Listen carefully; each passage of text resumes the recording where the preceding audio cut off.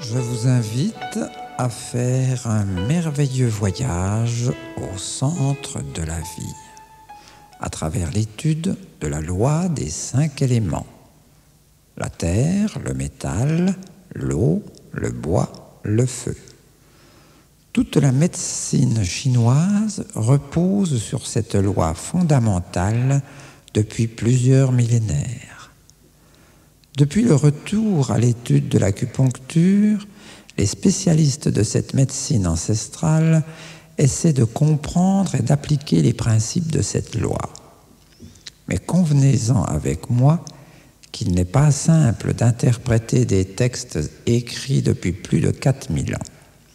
Le mode de pensée de cette époque ne correspond pas du tout à notre mode de pensée judéo-chrétien actuel. Le mode de vie et les maladies ont bien changé depuis.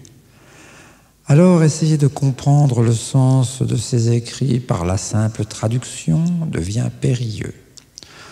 Aussi ai-je choisi une autre voie, celle de la déduction par la réflexion et la méditation à travers plus de 30 années de pratique. J'ai ainsi la joie de vous faire partager le plaisir de ce voyage au centre de la connaissance grâce à cette loi basée sur l'analogie, et vous comprendrez vite que sa logique est inébranlable. La loi des 5 éléments explique nos rapports avec l'univers. Aussi, son étude nous aide à mieux nous situer. Tout d'abord, qui sommes-nous au sein de cet univers?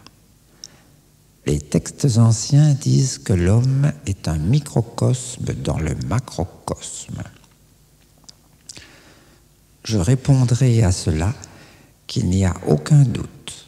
L'homme est le reflet de l'univers. Plus, c'est un univers. En fait, chaque univers est dans un univers. Je m'explique. L'univers de l'homme, c'est la planète Terre, qui fait vivre des milliards d'êtres vivants. Mais chaque être vivant est un univers de milliards de cellules, car il ne faudrait pas perdre de vue qu'une cellule vit avec certainement autant d'intensité que nous-mêmes. Grâce à la haute technologie de l'étude de l'infiniment petit, nous connaissons à présent beaucoup mieux les cellules, qui sont toutefois loin d'avoir livré tous leurs secrets. Nous savons que chaque cellule est un véritable laboratoire biologique, doté d'une intelligence lui permettant de réaliser une fonction bien spécifique. C'est ainsi que certaines cellules de l'intestin grêle sécrètent des sucs digestifs. Les cellules musculaires ont des propriétés contractiles. Les cellules nerveuses sont capables de détecter et de traiter les informations provenant de l'intérieur ou de l'extérieur du corps. En fait, tous nos tissus sont des associations de cellules spécialisées. Et chaque cellule est déjà un univers avec une vie active qui lui est propre, avec ses responsabilités, ses joies, ses peines, ses besoins, son intelligence, son savoir-faire. L'étude de la vie cellulaire, très complexe, est loin d'avoir livré tous ses secrets.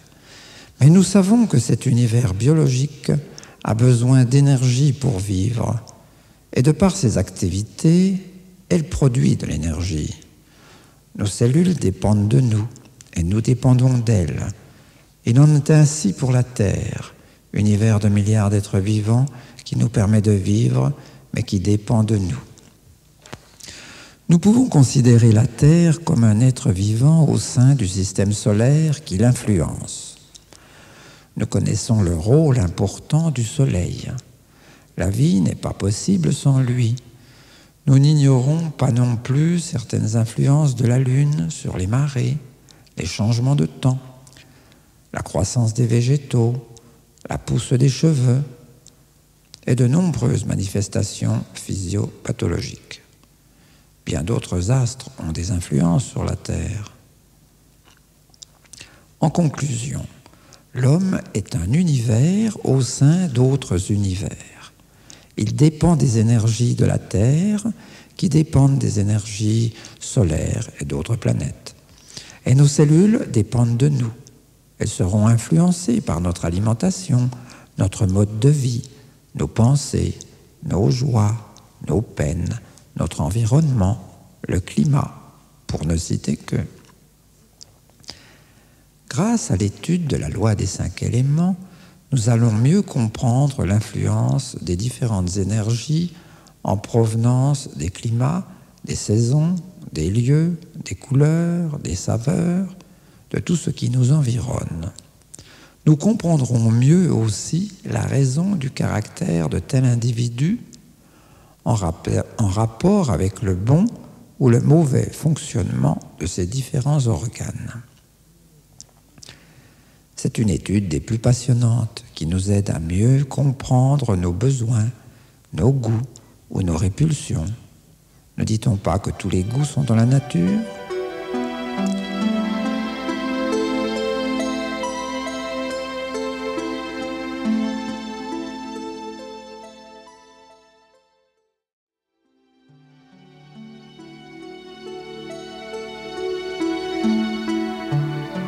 Nous allons étudier successivement la terre, le métal, l'eau, le bois et le feu.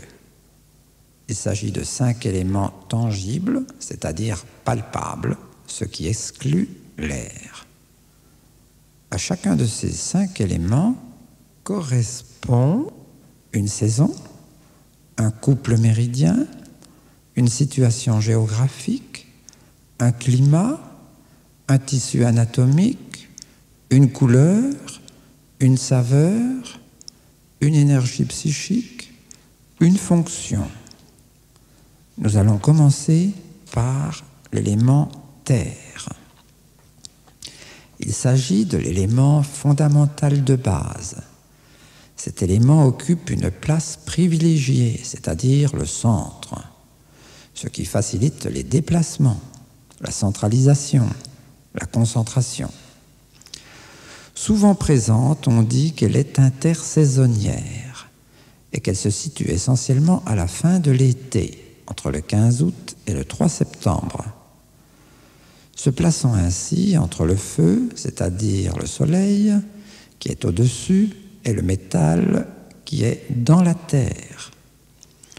On trouve ensuite l'eau, qui peut être dans la terre et sur la terre, puis le bois, qui est sur la terre. Je répète, le métal dans la terre, le bois dans et surtout dessus, le bois essentiellement dessus, et le soleil au-dessus. Voyons maintenant le climat favorisant le rôle fondamental de la Terre, qui est de nourrir son univers de milliards d'êtres vivants. Pour entretenir la vie sur Terre, celle-ci a besoin d'humidité et d'une température tempérée. Plus la Terre est humide et la température tempérée, plus les plantes croissent et se multiplient. Les végétaux prospèrent. Ne pas confondre eau et humidité. L'eau noie recouvre, dévaste la terre, comme le feu, le vent, la sécheresse, qui jouent surtout un rôle de nettoyage. Nous avons vu que le rôle essentiel de la Terre est de nourrir son univers de milliards d'êtres vivants. Le rôle de l'homme est de nourrir son univers de milliards de cellules. Pour ce faire, il faut transformer les aliments produits par la Terre en nutriments facilement accessibles à nos cellules, c'est-à-dire réduits à la dimension qui permettra à nos cellules de les assimiler. Pour réaliser cette transformation, nous disposons d'un système digestif qui se compose tout d'abord de l'acceptation de l'aliment par la vue et l'olfaction, puis le déchiquetage, le broyage par les dents et la mastication, accompagné de salivation, puis la déglutition, et enfin et surtout l'action du suc gastrique et le malaxage de l'estomac, ce qui correspond à la première phase digestive et au méridien estomac, qui est en rapport avec tous ces processus que nous venons de citer. La deuxième phase digestive se réalise essentiellement sous l'action du suc pancréatique dans l'intestin grêle. N'oublions pas que l'énergie du pancréas circule sur le même méridien que celui de la rate et que pour plus de facilité, nous appellerons simplement méridien rate. Voilà pourquoi le couple méridien rate-estomac se situe avec l'élément terre, car il s'agit de la digestion des aliments produits par la terre. Après que les aliments macroscopiques aient été transformés en nutriments microscopiques, ils pourront franchir la barrière intestinale pour se retrouver dans les vaisseaux sanguins artériels qui vont distribuer les nutriments dans toutes les régions de notre corps. Ces nutriments ont passé la barrière de l'intestin grêle. Ils vont à présent passer à travers les vaisseaux artériels et se retrouver dans le liquide interstitiel, c'est-à-dire entre nos cellules que l'on appelle la lymphe interstitielle, véritable mer nourricière dans laquelle baignent nos cellules, qui y puisent leur nourriture. Voilà pourquoi la lymphe, qui baigne la chair, où se trouvent les cellules, est le tissu anatomique correspondant à l'élément terre et au couple estomac-rate-pancréas. Nous verrons qu'un individu en insuffisance d'énergie rate est lent. On dit qu'il ne se foule pas la rate, qu'il est lymphatique. Mais pour rester dans le domaine purement physiologique, il faut savoir que la lymphe, mère nourricière des cellules qui puisent leur nourriture et excrètent leurs déchets, a besoin de se faire épurer. Elle va donc trouver un système pour se rendre au niveau des émonctoires et principalement au niveau du rein. Et pour ce faire, elle dispose d'un système circulatoire qu'on appelle le système circulatoire lymphatique. Il est parallèle au système veineux, mais beaucoup plus lent que celui-ci. Car le système veineux, qui est plus rapide, parce que plus pressé de rejeter le gaz carbonique qui s'y trouve, de façon à ce que le sang puisse revenir avec l'oxygène qu'il aura capté au niveau des poumons. Et cet oxygène, nos cellules en ont grandement et rapidement besoin. Alors que la lymphe va profiter de son passage dans les ganglions lymphatiques, véritable forteresse de défense de l'organisme, capable d'exterminer les bactéries, microbes ou autres éléments nuisibles dangereux pour l'organisme, car n'oublions pas que les ganglions lymphatiques produisent des lymphocytes et des anticorps. C'est la raison pour laquelle la lymphe prend tout son temps pour aller se faire débarrasser de ces intrus nuisibles dans les ganglions. N'oublions pas non plus que la rate fait aussi partie de ce tissu lymphoïde défenseur de l'organisme. Il s'agit donc d'un système circulatoire qui va nettoyer la lymphe, mais aussi d'un système de défense de l'organisme grâce à tous ces ganglions qui sont sur son parcours, notamment au niveau des articulations, mais également du cou, de la poitrine, de l'abdomen. Conclusion. Le couple méridien estomac-rate-pancréas, installé dans l'élémentaire, terre qui nous donne à manger, estomac et pancréas qui digèrent, c'est-à-dire fragmentent la nourriture qui se répandra dans la lymphe interstitielle où baignent nos cellules, D'autre part, la rate et les ganglions lymphatiques qui font partie du système réticulo-endothélial de défense immunitaire produisent des leucocytes, cellules macrophages capables de manger et digérer les cellules ou particules étrangères et nuisibles. N'oublions pas non plus que le pancréas gère le taux de glycogène dans le sang. On ne s'étonnera donc pas de trouver sur ce couple méridien estomac-rate-pancréas des points capables d'agir sur la digestion des aliments, mais aussi des microbes, bactéries, c'est-à-dire sur nos défenses immunitaires.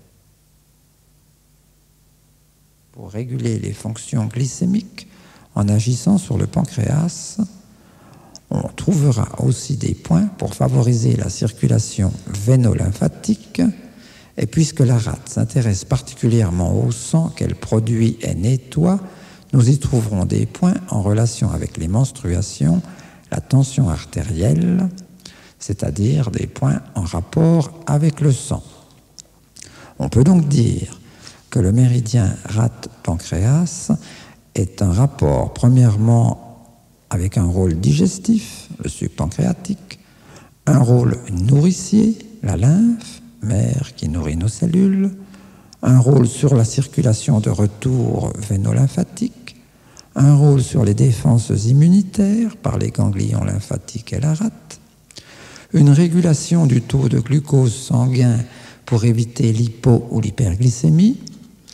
Ne soyons donc pas étonnés de trouver sur les méridiens estomac et rate-pancréas des points pour améliorer la digestion, favoriser la circulation de retour véno-lymphatique, stimuler les défenses immunitaires, lutter contre l'hypo ou l'hyperglycémie. Mais nous trouverons également des points ayant une influence sur la concentration, l'équilibre, la rapidité. Pour en comprendre la raison, voici les aspects psychiques en rapport avec l'élément terre. Les énergies psychiques en rapport avec l'élément terre, si elles sont positives, favorisent la concentration, l'équilibre et la rapidité. Si elles sont négatives, elles nous poussent vers l'obsession, la déstabilisation, le lymphatisme. Explication. Nous avons vu que la Terre se situe au centre. C'est bien là l'emplacement idéal pour rassembler ses connaissances en provenance des 4 coins cardinaux et d'en faire la synthèse grâce à la concentration. Le centre est également l'endroit idéal pour se déplacer rapidement dans toutes les directions, à l'est, à l'ouest, au sud, au nord.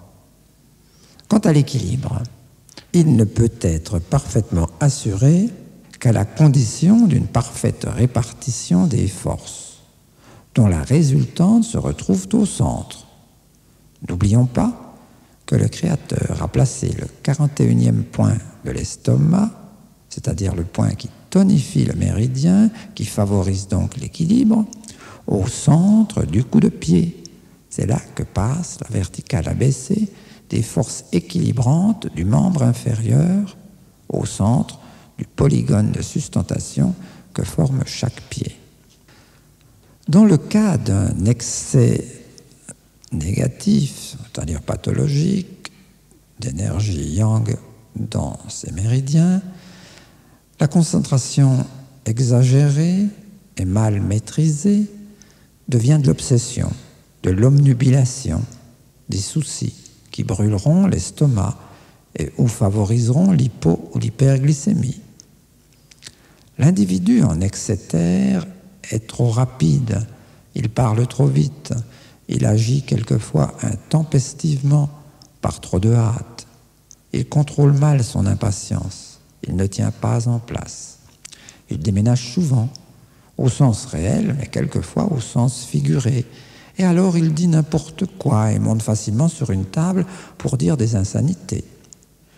Il est bien évident que tous les niveaux d'excès ou d'insuffisance sont possibles et que le comportement d'un individu dépend de ses réfrénements et de son éducation.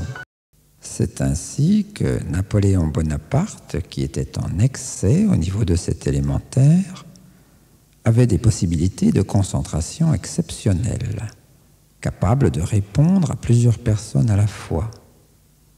On peut supposer aussi qu'il devait ses victoires à ses rapidités de stratégie, devançant et surprenant ses ennemis. Le moins qu'on puisse dire, c'est qu'il aimait voyager et qu'il appréciait le centre de la Terre, plus particulièrement la Martinique. N'oublions pas que cet homme prodigieusement prolixe, rapide, souffrait d'un ulcère d'estomac et qu'il est mort d'un cancer de l'estomac. Ceux qui sont en insuffisance sont caractérisés par leur lenteur à comprendre les choses, leur lenteur dans leur action. On dit qu'ils ne se foulent pas la rate. Ils ne savent pas saisir leur chance. C'est ainsi qu'ils ratent bien des opportunités, celle d'améliorer leur existence. Ils risquent alors de devenir des ratés. Ils ont des difficultés de se concentrer. On dit qu'ils sont lymphatiques, peu enclins aux mathématiques, difficulté de réaliser une synthèse, n'arrivent pas bien à rassembler leurs idées. Ils manquent d'équilibre. Ils ne font pas bien la part des choses. Leur digestion est lente, aussi bien de ce qu'ils mangent que de ce qu'ils apprennent. Il est bien entendu que nous pouvons envisager les extrêmes, comme je viens de le faire, mais que tout est possible dans le dosage. Il y a d'une part ceux qui ont une bonne énergie bien équilibrée à ce niveau-là, ils se concentrent facilement, ils sont suffisamment rapides pour avoir de bons réflexes, ils apprennent bien, ils retiennent bien. Il y a ceux qui sont en excès, alors ceux-là bougent tout le temps, ils risquent d'avoir des troubles de type brûlure au niveau de l'estomac ou des crampes, se faire facilement des soucis. Et puis il y a ceux qui sont en insuffisance, dont on dit qu'ils ne se foulent pas la rate, c'est-à-dire ils vont doucement, ils sont lymphatiques. N'oublions pas qu'il y a la lymphe au niveau de l'élémentaire. Voyons maintenant la correspondance au niveau de la couleur. Il est dit que c'est la couleur jaune qui appartient à l'élémentaire.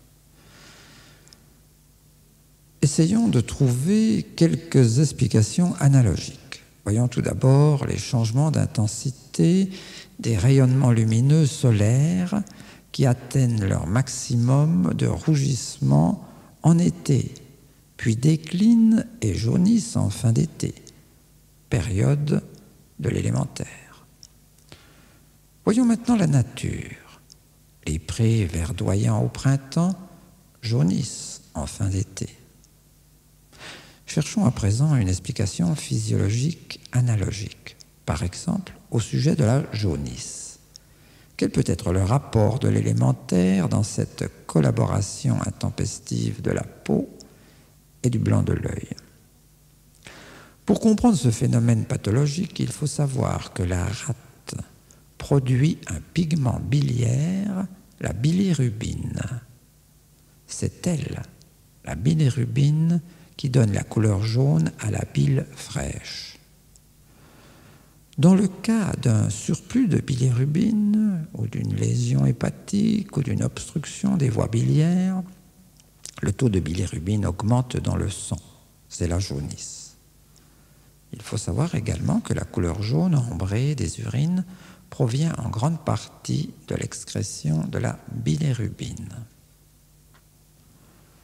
Vous comprendrez mieux tout à l'heure quand nous apprendrons les cycles nourriciers et les cycles freinateurs, l'effet justement de la terre sur le bois ou du bois sur la terre. Et vous comprendrez mieux pourquoi maintenant, quand la jaunisse se déclare, on peut suspecter peut-être un excès au niveau de la terre qui a méprisé le bois. Voyons maintenant la saveur correspondant à l'élémentaire. La terre nous prodigue la saveur douce à travers sa production de céréales, de fruits, de légumes, riches en hydrates de carbone, dont nous avons tant besoin pour permettre à nos cellules de travailler. Cette saveur douce se retrouve dans le sang sous forme de glycogène et son taux doit y être maintenu normalement d'une façon constante grâce aux hormones pancréatiques, insuline et glucagon. Nous n'ignorons pas qu'une consommation excessive de sucre altère les fonctions pancréatiques et peut provoquer le diabète. Notons également que l'on fait rarement une indigestion en mangeant à l'état naturel des céréales, c'est-à-dire du riz, des pâtes ou des légumes, des pommes, des fruits, des pommes ou des légumes. Ils sont très digestes, s'ils ne sont pas dénaturés par des accommodations intempestives, bien entendu. Et voyez-vous, les citrouilles qui sont jaunes et rondes, comme la terre, sont très favorables à notre pancréas et à notre rate. Ils sont très digestes et ils nous apportent des éléments qui leur conviennent parfaitement. Conclusion. Les hydrates de carbone en quantité raisonnable, contenus dans les céréales, les légumes, les fruits bien mûrs, sont très appréciés de nos organes digestifs et absolument indispensables à nos cellules qui en ont besoin pour travailler. Mais pris en excès ou sous forme raffinée et concentrée, comme le sucre blanc, elles peuvent être dommageables, et plus particulièrement au niveau du pancréas. Voilà, nous allons passer à une étude particulière, celle des cycles nourriciers et du cycle freinateur.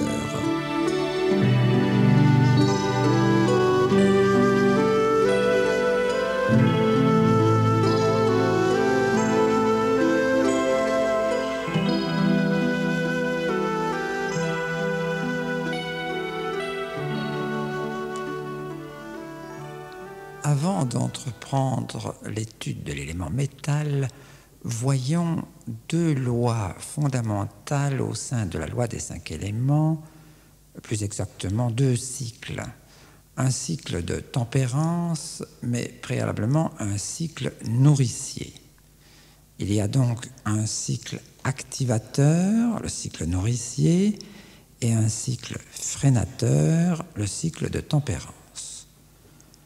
Les 5 éléments sont sous la dépendance de deux cycles d'interaction. Le cycle nourricier correspond à la mère qui nourrit son fils. C'est ainsi que le métal se trouve au sein de la terre. Le métal dépend de sa mère, la terre. Sur le plan physiologique, le poumon dépend de la rate qui fournit le sang. Si la mère rate ne nourrit pas bien son fils, le poumon, le teint sera pâle et l'oxygénation sera déficiente par manque de globules rouges, dont le rôle est de transporter l'oxygène. De plus, le système de défense immunitaire lymphatique et rate protège son fils, le poumon. L'eau dépend de sa mère, le métal. Un défaut d'élimination de l'acide carbonique par les poumons donne un surcroît de travail aux reins. La peau, qui fait partie de l'élément métal, élimine par la transpiration des déchets liquides que le rein n'aura pas besoin de filtrer. Les colibacilles au niveau du gros intestin peuvent provoquer une infection de la vessie, cystite. Le bois est nourri par l'eau, c'est évident. De même qu'un bon travail des reins favorisera la tâche d'épuration, de désintoxination du sang par le foie. C'est également évident. Voyons maintenant le feu qui dépend du bois. N'oublions pas que tout le sang passe par le foie qui d'une part le désintoxine et d'autre part il produit des substances nécessaires comme le glycogène, le cholestérol, la prothrombine, le fibrinogène. La qualité de nos artères dépend de la qualité du sang. S'il y a un mauvais cholestérol dans le sang, il y aura un risque d'artériosclérose, c'est-à-dire risque d'infarctus, d'artérite, d'ictus apoplectus. Un sang fluide maintient la souplesse artérielle, gage de jeunesse prolongée. Quant au feu, il produit des cendres qui nourrissent la terre par la potasse qu'ils contiennent, entre autres. On peut dire aussi que le soleil entretient la vie sur terre, de même que le cœur est le principal organe de la vie. Dès qu'il bat, la vie peut être annoncée, mais dès qu'il a cessé, alors la vie a quitté le corps. Voyons maintenant le cycle de tempérance. Le rôle du cycle de tempérance est de contrôler et d'équilibrer le bon fonctionnement du cycle nourricier. Mais tout système a ses faiblesses. C'est ainsi qu'il peut outrepasser ses pouvoirs. N'y a-t-il pas des policiers qui deviennent des criminels? Dans ce cas, on dit qu'il devient destructeur. Il peut aussi être insuffisant et se laisser mépriser. Voici quelques exemples. L'élément feu, symbolisé par le soleil, contrôle l'élément terre, où se situe la peau. La peau profite du soleil si celui-ci est pris raisonnablement. Il peut soigner alors certaines dermatoses. On connaît son action favorable sur le psoriasis, qui disparaît momentanément, après un séjour de quelques jours au soleil. Mais ce soleil, source de vie et de joie, peut aussi détruire la peau en la brûlant, ou pire, en y provoquant le cancer. Autre exemple, la terre contrôle l'eau, ce qui est nécessaire pour ne pas se faire entièrement recouvrir. Alors elle a la propriété de l'absorber. On sait que la saveur douce produite par la terre, comme les céréales, les légumes, les fruits, sont en principe bien tolérés par l'estomac, la rate et le pancréas. Mais un excès de sucre peut se retrouver dans les urines, élément eau, puis dans le sang, élément feu. De plus, on connaît l'effet néfaste du sucre sur les dents. Mais il faut savoir qu'il est aussi générateur de déminéralisation et d'arthrose, les os de l'élément eau. Autre exemple, les sels minéraux sont nécessaires pour nos os et nos dents. D'autre part, dans le cas d'une grande fatigue lors d'un voyage dans le sud, où l'on transpire beaucoup, la prise d'un peu de sel redonne des forces. Les habitants d'Afrique du Nord connaissent ce moyen de récupérer quand ils vont au Sahara. Mais nous savons qu'un abus de sel peut avoir un effet néfaste sur le système cardiovasculaire. D'autre part, sur le plan physiologique, le rein joue un rôle au niveau de la tension artérielle par la sécrétion de la rénine, qui est une enzyme qui, par voie de transformation, agit sur la pression sanguine. De même que les surrénales, par l'action de l'adrénaline, peuvent augmenter la tension artérielle et le rythme cardiaque. Et dans le cas d'une exagération, produit des troubles graves. Voyons maintenant sur le plan psychologique. Nous savons que la peur peut déclencher une miction urinaire, suivie d'une augmentation du rythme cardiaque et éventuellement du rythme respiratoire. Voilà, c'est ainsi que vous avez pu vous rendre compte de l'effet, premièrement, du cycle nourricier et deuxièmement, du cycle de tempérance. Il était souhaitable qu'en même temps que vous m'écoutiez, vous puissiez regarder sur votre livre illustré les exemples que je venais de vous citer. J'espère que vous avez pu saisir justement tout l'intérêt de ces deux cycles qui vont vous aider à mieux comprendre les éléments suivants, c'est-à-dire le métal, l'eau, le bois et le feu. À présent, passons à l'étude de l'élément métal. L'élément métal se situe à l'ouest et sa saison correspond à l'automne, période des récoltes, des conserves. C'est aussi le temps où bien des arbres vont faire don de leur parure à la terre, ce qui entretiendra l'humus indispensable à l'activité nourricière de la terre. Dans cet élément métal, nous y trouverons le couple méridien principal poumon-gros intestin. Voyons leur analogie avec ce que nous venons de dire. On pourrait supposer que le poumon et le gros intestin récoltent et restituent. Le poumon récolte l'oxygène de l'air, le gros intestin restitue l'eau provenant des sucs digestifs ainsi que des vitamines et des sels minéraux. D'autre part, ces deux organes éliminent. Le poumon restitue à l'air le gaz carbonique, le gros intestin les matières fécales. Ne dit-on pas fumer la terre quand on l'enrichit avec des excréments animaux ou des matières végétales décomposées? Voyons maintenant la correspondance climatique du métal. C'est la sécheresse. De toute évidence, rien n'est plus représentatif de la matière sèche que le métal. D'autre part, l'automne est en principe une belle saison assez sèche. À présent, voyons le côté physiopathologique. Les bronches n'apprécient pas les excès d'humidité ou de sécheresse qui irritent les muqueuses et provoquent la toux. Quant à l'humidité excessive, elle favorise la production de mucus et affaiblisse la résistance des poumons.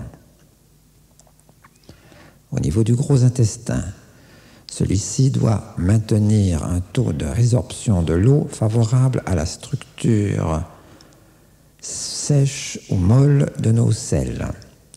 Si la résorption de l'eau est trop importante, alors les selles sont trop sèches et le transit se fait mal. En cas de déficit de cette résorption, c'est la diarrhée. Nous comprenons le rôle important de maintenir le degré hygrométrique de l'air pour le poumon et le réglage de la résorption au niveau du gros intestin, maintenant le plus constamment possible le taux relatif de sécheresse des matières fécales. Parlons à présent du tissu anatomique représentatif de l'élément métal.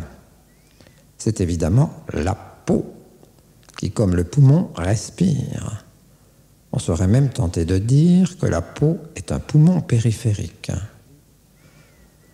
Nous ne devrons pas être étonnés de trouver des points très efficaces sur le méridien du poumon contre les douleurs au niveau de la peau, résultant de brûlures ou de coups de soleil, et sur le gros intestin contre certaines dermatoses et principalement l'acné. À présent, voyons la couleur en rapport avec le métal et l'automne.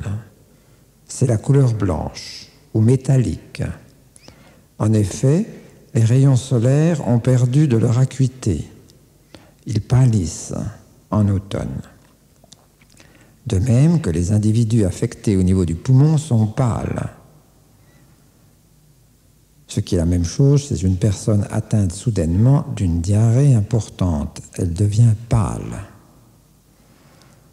À présent, voyons la saveur de l'élément métal, qui est le piquant, tels le poivre, le piment, le curry, la moutarde, l'alcool. Ces saveurs augmentent le yang dans cet élément. C'est ainsi qu'un coup de froid peut être combattu par un grog avec de l'alcool ou un synapisme de moutarde. Mais cette même moutarde peut nous monter au nez et provoquer des éternuements, signe manifeste d'excès de yang sur le méridien poumon. L'alcool fort, tel le rhum, peut produire le hoquet, qui est aussi une manifestation d'excès yang sur le méridien poumon. D'autre part, les épices forts, piquants, accélèrent le transit intestinal et même provoquent la tourista. Ils sont irritants et brûlants au niveau de la peau et des muqueuses. À présent, voyons l'énergie psychique élaborée par l'élément métal, poumon, gros intestin, situé à l'automne. Premièrement, le métal. Il est dur, rigide, coupant, tranchant, droit, raide. Les sujets en excès d'énergie métal seront ainsi rigides d'idées, d'un caractère tranchant, aimant la rigueur, souvent raide comme la justice qu'il affectionne particulièrement. D'autre part, si nous considérons que l'automne est la saison romantique par excellence, avec ses jolis feuillages, le souvenir des bons moments de l'été que l'on évoque en automne, ce n'est pas un hasard si la période romantique littéraire était bien pourvue en tuberculeux. Rappelons-nous la Dame aux camélias. Bizet, le plus grand musicien lyrique, mort de tuberculose. L'automne inspire les poètes et les compositeurs, les sanglots longs des violons de l'automne, ou bien les feuilles mortes et les souvenirs se ramassent à la pelle. Si sans nul doute l'automne inspire le romantisme, elle inspire aussi la mélancolie, voire même la tristesse. Ce n'est pas étonnant, car après cette magnifique période qui succède à la fin de l'été, période où les agréables souvenirs de l'été sont encore chauds, il en va tout autrement à la fin de l'automne, où les arbres sont dépourvus de leur magnifique parure, où les jours deviennent courts, où bien des oiseaux commencent à nous quitter, où les premiers frimas vont faire leur apparition. Tout laisse à présent présager la venue de l'hiver, ce qui pourrait créer un certain climat de mélancolie, voire de tristesse, qui sera ressenti chez les sujets de type métal, poumon, gros intestin en insuffisance d'énergie yang. Autrement dit, un individu à tendance triste, mélancolique, plaignard, alors nous pouvons supposer qu'il est en insuffisance poumon et qu'une tonification de son méridien poumon, gros intestin peuvent lui être bénéfiques. Mais ce qui domine avant tout chez l'élément métal bien équilibré, c'est sa discrète efficacité, résultant d'une bonne organisation. Il n'aime pas l'improviste. Chez lui, tout est organisé. Il est prévoyant. Nous retrouvons là encore une analogie avec l'automne où il faut récolter, engranger, prévoir les durs moments de l'hiver. L'individu du type métal sait prévoir. C'est aussi un bon comptable, un conservateur. Dans le cas d'une insuffisance d'énergie gros intestin, il manquera d'organisation, de prévoyance. Ne dit-on pas que c'est le merdier, excusez-moi, chez un sujet désorganisé? L'individu du type métal équilibré est prévoyant, conservateur, équilibré, économe, honnête, fidèle, dévoué, respectueux. alors que l'individu du type métal gros intestin en insuffisance est désordonné, désorganisé, mélangé dans ses pensées. On dit vulgairement qu'il est merdique, que c'est le merdier chez lui, excusez-moi. Il en va tout autrement chez le sujet en excès gros intestin qui exagère son organisation et impose ses idées, n'arrête pas de faire des comptes, s'arrête au moindre détail. Il est rigide dans son comportement tranchant, acerbe. On dit que c'est un emmerdeur et qu'il fait tout le monde.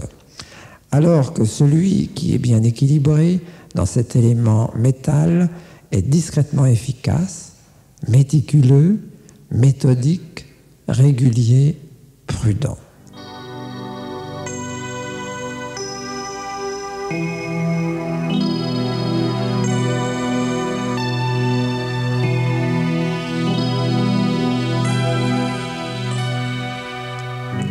Donc en conclusion, nous avons vu que cet élément métal était surtout organisé, capable d'être bien dans ce qu'il fait, d'être efficace.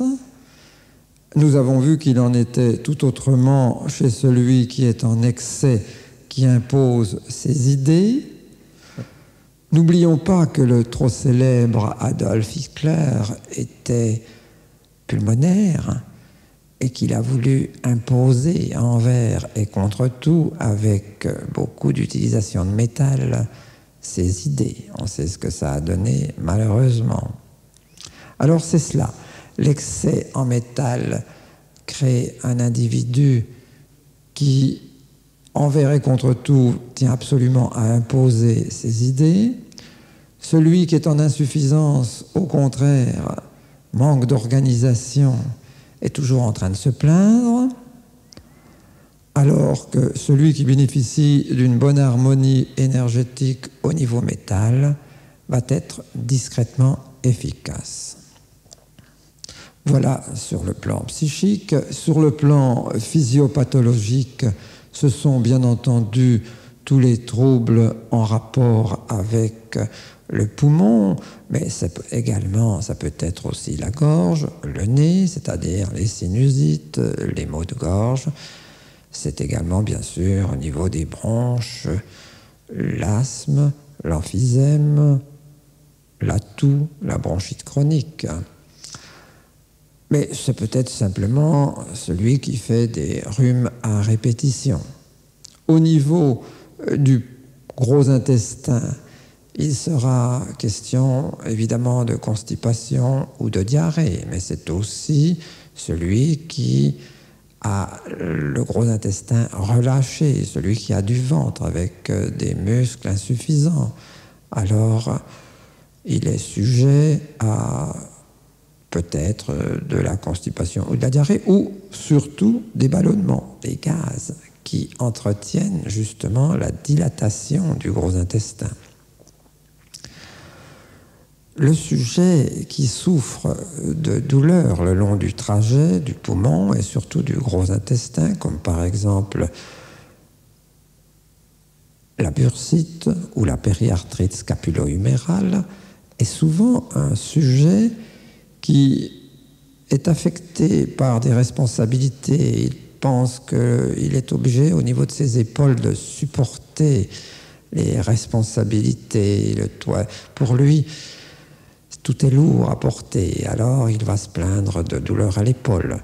Et ces douleurs à l'épaule sont souvent le résultat d'une déficience au niveau du méridien poumon-gros intestin qui passe par là. C'est aussi les problèmes au niveau du coude, l'épicondylite, le tennis elbow. Ça peut être également une douleur au niveau du pouce ou de l'index, qui est du reste l'endroit le plus utilisé par les romanciers pour écrire. Voilà ce que j'avais à vous dire au niveau du métal. Après un petit instant musical, nous passerons à l'élément eau. Voici l'élément représentant la matière la plus yin, l'eau. Ces correspondances seront donc des plus yin. le nord, l'hiver, le froid, la nuit. L'eau recouvre plus de 70% de la planète Terre.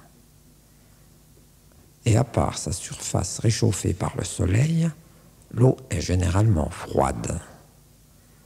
Les plongeurs ont besoin de vêtements de plongée. De plus, elle est obscure. Le commandant Cousteau allume les phares de la Calypso pour ses explorations sous-marines.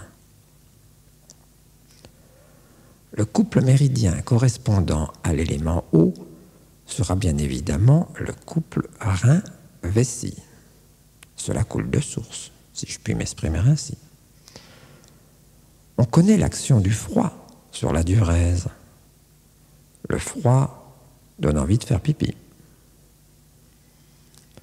Le froid peut fortifier ou amoindrir l'énergie des reins et de la vessie, suivant qu'il est humide, sec, léger ou intense.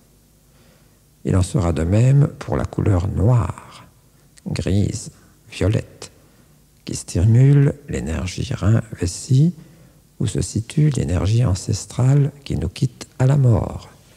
C'est peut-être de là que vient la coutume de revêtir un costume sombre pour accompagner les derniers moments sur la terre du défunt. Ce qui aurait peut-être pour but de maintenir un peu plus les restes de son énergie. Car on a pu constater que l'énergie persiste quelques jours après la mort. Cela se mesure avec un appareil électronique. D'autre part, notre énergie sexuelle est en grande partie stockée à ce niveau-là. L'énergie dépendante du système génito-urinaire est en rapport avec le méridien rein. En considération de cette filiation, ne soyons pas étonnés de l'effet aphrodisiaque des dessous féminins noirs. Voyons à présent l'énergie psychique en rapport avec l'élément eau, rein, vessie. Et pour cela, il faut comprendre que les glandes surrénales, situées sur les reins, bénéficient du même circuit énergétique. Elles font donc partie intégrante de l'élément eau. Pour mieux comprendre les interactions psychophysiologiques, il convient préalablement de rappeler succinctement le rôle des capsules surrénales. Il y en a en fait deux, bien distinctes. Les corticosurrénales, qui produisent notamment les fameux corticoïdes, dont la cortisone, bien connue pour son rôle anti-inflammatoire, mais ces corticoïdes peuvent également jouer un rôle sur le métabolisme des glucides, des protéines, de l'eau et des électrolytes, ainsi que sur la régulation de la teneur en minéraux des liquides du corps. Les corticosurrénales sécrètent également des stéroïdes sexuels, comme les androgènes, les estrogènes, le progestérol. D'où l'influence de l'énergie sexuelle au niveau du méridien rein. Voyons maintenant la deuxième partie des glandes surrénales, les médullosurrénales, dont la principale hormone élaborée par elles est bien connue puisqu'il s'agit de l'adrénaline, qui peut être considérée dans une certaine mesure comme l'hormone du courage. L'adrénaline étant sécrétée en quantité plus importante en cas de danger. C'est une hormone qui va déclencher des mécanismes psychophysiologiques qui augmenteront momentanément nos forces, notre décision et notre courage. Exemple, courir beaucoup plus vite pour échapper à un danger. Autre exemple, sauter plusieurs étages s'il y a le feu dans la maison. Ou encore, soulever quelque chose qui risque de nous écraser dans le cas d'un éboulement, par exemple. Ce surcroît de force et de courage est rendu possible par l'action de l'adrénaline dont nous connaissons à présent une partie de ses actions, notamment vasomotrices générales, hyperglycémiques, sympathicotonique, etc. Ce qui revient à dire qu'elle permet au corps de se dépasser momentanément en cas de besoin essentiel. Mais cette hormone agit aussi d'une façon continue et subtile sur notre caractère et notre état d'âme, comme le font en permanence toutes nos hormones. Aussi, le moindre déficit ou le moindre excès aura des répercussions sur notre comportement, et ce qui régule le bon fonctionnement, c'est l'énergie propre à chaque élément. On comprend dès lors qu'un trouble du caractère peut être révélateur d'une manifestation d'excès pathologique ou d'insuffisance en rapport avec son énergie spécifique. C'est ainsi qu'en cas d'insuffisance de l'élément eau, c'est-à-dire rein vessie, non seulement sur le plan physiologique, l'individu aura des besoins fréquents d'uriner, mais de plus, il ne sera pas très courageux. Ne dit-on pas vulgairement d'un peureux que c'est un pisseux? De plus, comme pour prendre une décision il faut du courage, il sera souvent indécis. Là encore, le parler populaire dit qu'il tourne autour du pot. De là à dire que pour un pisseux, c'est normal de ne pas s'éloigner du pot, il n'y avait qu'un pas que vous m'excuserez d'avoir franchi. Mais le parler populaire exprime bien ce qu'il sous-entend. Donc, un individu peureux, indécis, qui met du temps à répondre aux questions, qui fait la sourde oreille, qui tourne autour du pot, c'est souvent un insuffisant rein vessie. Il en va tout autrement chez celui qui est en excès. Celui-ci est autoritaire, décisif. Il prend même quelquefois des décisions hâtives. Ce peut être un idéaliste avec des idées de grandeur et pourra se hisser au sommet de ses fonctions et devenir un chef d'entreprise ou plus. Rappelons-nous que le général de Gaulle fut un bel exemple d'excès de l'élément eau. Et l'on sait qu'il avait des problèmes au niveau rein. Et de plus, il fut opéré à l'hôpital Cochin, rue Saint-Jacques à Paris, de problèmes de prostate, ce qui relève d'un excès au niveau de l'énergie vessie. Le plus grand des méridiens, le général n'était pas petit non plus, et il voyait tout en grand. Tout cela n'est pas le fait d'un hasard, mais d'un tempérament animé par une énergie potentielle vitale très importante. Le courage était aussi certainement une des grandes qualités du général. Voyons maintenant la correspondance organique. Ce sont les os, les dents et les oreilles. Pourquoi l'élément eau correspond aux os, aux dents et aux oreilles? Explication. De tous nos tissus, c'est le tissu osseux qui renferme le plus de sels minéraux. Et c'est dans la mer et les océans, qui recouvrent plus de 70% de la planète, que se retrouvent ces sels minéraux. Il en va de même pour les dents, qui ont besoin également de sels minéraux. Quant à l'oreille, elle reçoit l'information auditive au niveau des petits os que sont l'enclume, le marteau et l'étrier. Une déminéralisation de ceux-ci provoquerait une déficience auditive. Or, des reins insuffisamment sélectifs favorisent la perte des minéraux, donc la déminéralisation. Pour revenir à l'énergie psychique, rein vessie, le courage, ou son contraire, la peur, qui est le propre des insuffisants rein vessis, qui ne regardent pas en face et font semblant de ne pas entendre. Un insuffisant rein vessi fait la sourde oreille. Il fait répéter, car il hésite à répondre c'est avant tout un hésitant. On peut donc dire, en conclusion, que au niveau de l'élément eau, sur le plan physiologique, ce sont essentiellement les mixions, c'est-à-dire soit trop fréquentes, trop abondantes, qui sont en général en rapport avec une insuffisance rein, ou les mixions insuffisantes qui peuvent résulter d'un excès au niveau des reins.